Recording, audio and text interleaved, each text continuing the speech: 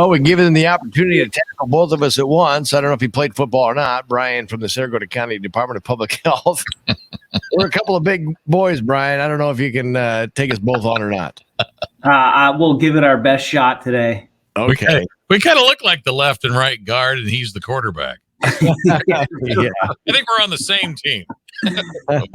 Yeah. Brian, it's good to see you from here. And usually we talk about every 2 weeks, and we're probably going to go on the monthly status now. But give us the latest and greatest. What's going on with CG Health these days and the surrounding area?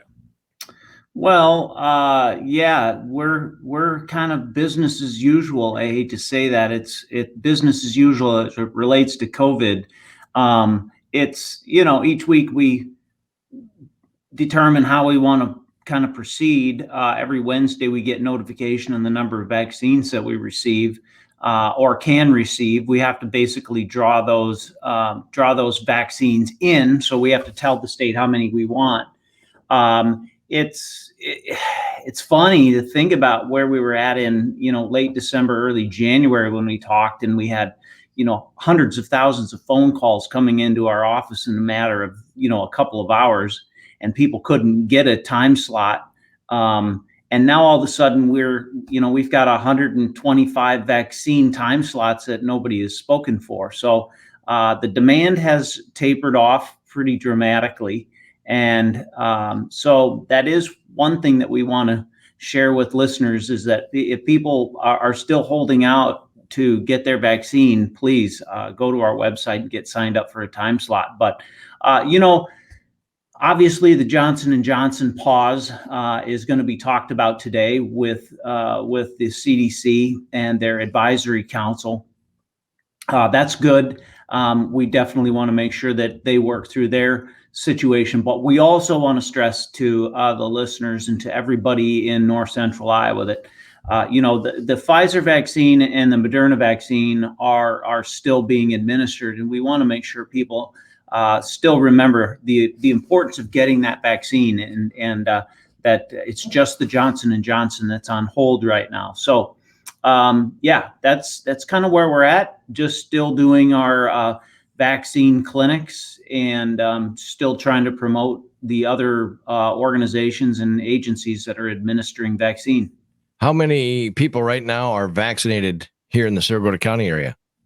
Oh, good question. The number that I was notified the other day, I think we're over 21,000 doses that have been administered for Sarasota County people. So, that's a pretty substantial number. That's just who've gone through our department. So our mass clinic has administered 21,000 doses. You said, Brian, that there's 125 you said that are available right now, and that's through you at CG Health. Is that right? That is correct. Okay. So if people are still looking for a time slot, people can go and get signed up. Today's Wednesday. We post those. We were doing it on Friday, Saturday, Sunday, and Monday. And so, that's still 2 days after we posted those. So stressing, people can go to our website and get a time slot. What's the reason for that, you think? You think some of that might be the fact that there's other places administering those vaccines, not just CG Health, or maybe? Yeah, I do. There's a lot of different organizations out there. Obviously, a lot of the pharmacies are doing it. Our colleagues at Mercy One are doing that. And so, yeah, I think people just are finding it easier to get at different locations. And so we're catching up with the demand. And I think there's probably a lot of people out there who just choose either not to get it, or they're on the fence and they're not ready to make that decision to get it. We're hoping that people will. We need as many people as possible to get this vaccine. So how many people have gone through, and can you tell how many have gone to get their first shot compared to their second shot? And is the second shot the same as the first, or is it a different type of medicine?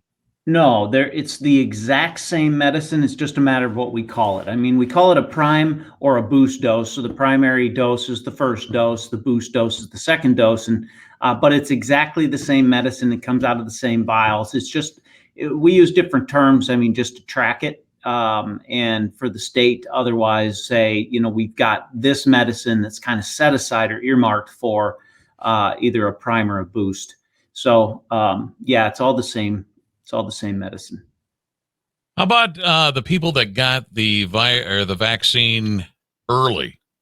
Are we coming around again where they might need a booster? Like, because I think the last time we talked, Brian, wasn't it good for at least 6 months, is what they were saying? Or they came out last time here, the last time we chatted anyway. Yeah, all of the literature that I've been reading is that people who've gotten the primary dose and followed through with the secondary dose, a lot of those people were even frontline medical workers who got it early on in the process, considered that 1A group. They're being tracked. There's been a couple of assessments of people in like 35 to 40,000 people in 2 different groups with antibody resistance that is really, really high. And so, all we can do is monitor this month by month. And so we're only, anywhere from 6 to 9 months out from when that phase 3 test group for both Pfizer and Moderna kind of went through their process. And so we don't know really yet whether or not a boost dose, a third boost dose might be in the works or needed in the future. Right now, all we're doing is monitoring it basically day by day, month by month. Now, is this something that people are going to have to, is this like going to be like the flu shot moving forward, Brian? Or is it going to be like every year we're going to have to go get a first and second shot? Yeah, I think that's the jury's still out on that yet, Jay. We're not sure. And so as we go by each week, each month, and we monitor the information and the data, I'm sure CDC and FDA will be able to give us a better idea of what that's going to look like. I would anticipate that there'll need to be some kind of updated vaccine on an annual basis, but let's hope that it's not a 2-shot series. And let's hope that it's not a 2-shot series that has time limitations on the vaccine. And by that, I mean, once we puncture a vial of vaccine, we have to use that vaccine within that day. And so that's why we work really hard so that we don't have any waste of vaccine each day. So, at the end of the day, we always scramble trying to give out the last doses in a vial. And sometimes, I mean, last week it took a couple hours before we could get people in the door to get those vaccines administered, so that we didn't have, it's either each vial has either 6 doses in it, which is Pfizer, or they have 11 doses in it, which is Moderna. And so if you puncture that vial and you give 1 dose out of that vial, you've got to find 10 more people to give that vaccine to. That's why it's important probably for people to make appointments so you know who's coming in. Yeah, that helps. It really depends. It's how we land at the end of the day, how many people actually come in. We could try to schedule exactly on the number. That's the goal, so that we don't have to scramble to find people. The problem is sometimes in those vials, you might get an extra dose or 2. And so that's always been part of the concern, is that if there's extra doses that you come up with and you do, let's say you have, 30 vials of vaccine, you might have an extra 30 doses that come out of those vials. So it's just tricky. We're trying to figure out the logistics of having people on kind of a standby list. It was easy early on because a lot of people wanted the vaccine and a lot of people needed to get the vaccine. Well, now we don't have as many people who either need it or want it. So we struggle to find people to get them in the door. And we should remind people too, now it's 16 and over. Anybody 16 and over can get it now, right? Well, that depends. The Pfizer vaccine is 16 and 17-year-olds and up. Okay. The Moderna vaccine, which is what we typically have, is 18 and up. And so is the Johnson & Johnson, for that matter. Why would that be, Brian? It all has to do with who they tested as part of their trial population. Okay. Now, and what they presented to the FDA, the CDC, as part of their emergency use authorization, they had to test it in people at those ages in order to get authorization to present that vaccine to those people. And for Pfizer, they presented that 16 and 17-year-olds were included in their phase 3 test trial. Moderna, on the other hand, presented that they focused exclusively on adults 18 and over. So I know that there's research being done right now where they're looking at administering vaccine to much younger people, and they will present that, I'm sure, as part of either an addendum to their emergency use authorization, or it would be a separate EUA that they would ask to be able to administer vaccine, let's say down to people 12 years of age and over. I think that's what they're looking at. The problem with that still is we're not addressing those younger kids. I just used, let's say, the age of 2 and up. How are we going to vaccinate that group of our population, those younger kids? I don't have that answer yet, but I think that the jury is also still out on that. I think there's inoculations though going on, at right after birth about different things, measles, whatever. I've been out of the whole having a baby thing for a while here, but I want to say that there's a lot of different inoculations that a kid gets, and this could be one of the extra ones, I guess, too. Yeah, at some point that'll be added to, the infant vaccine series that we try to get people in for. And it's just a matter of when will that take place. And it may be a year, it may be 2 years. We don't know. Brian, I always throw some different things out at y'all every week, don't I? Yeah, I'm ready. What do you got? You ready for this one? Yes. Because the first one I think it was 6 feet social distance. Now it's down to 3 feet in like schools, things like that. They were talking about. This one, it just came across just the other day, and I had to go look it up because I said there's no way that this is correct. There's a company out of Canada. It's called Sanalyze. Have you heard of this? Nope. You haven't? He doesn't look Canadian. Maybe you do a little. Analyze. Okay. So what is it for, Jay? Well, it's for the COVID coronavirus. They say that it's I don't know. They're still doing test studies on it. They say it's 99.99% kills the coronavirus, and it's 95% effective on the small studies that they've done so far. Tell them what it is. It's a nasal spray. Nasal spray. Oh, okay. I guess I can't either confirm or deny that is an effective means by which to otherwise try to keep you from getting sick. I'm certainly happy to look into it for you. Yeah.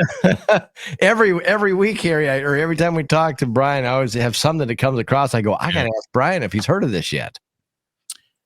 I'd like to talk about the question that everybody probably asks you after they get the vaccine. And that is, so does this mean, do I have to wear a mask anymore? Do I have to, and I've read a lot about it, so I probably am going to know your answer, but I want it to come from you.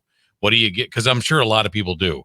Well, Brian, I've had the vaccine. Can I just be back to normal again? Well, the CDC says that if you're in a room or in a workplace and you're around other people who have been vaccinated, then those people do not need to wear masks any longer.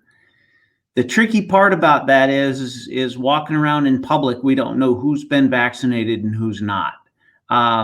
And so I would even say, even in our workspace, not everybody has proceeded with vaccines for whatever decision or reason that might be. And so, we continue to wear masks. If you're out in public or you're at the grocery store, you should continue to wear masks.